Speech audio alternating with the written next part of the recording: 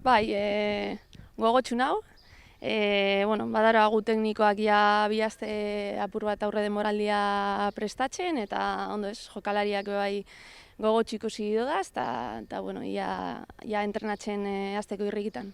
Bai, hombre, alde batetik maila berri bada, exigentzia handiko maila, orduen apur bete espektante gauz, ia non ibiliko garen, baina bueno, alde batetik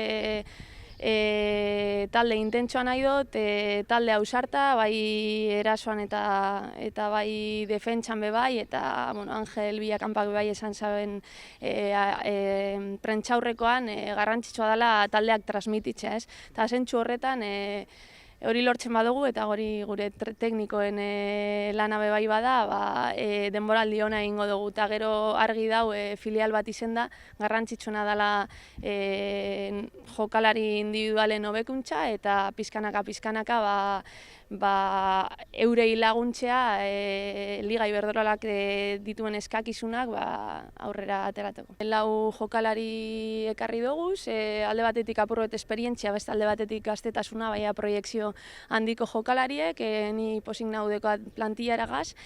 Badakite plantilla oso gaztea dekogula, 18 urte eta pikuko mediagaz.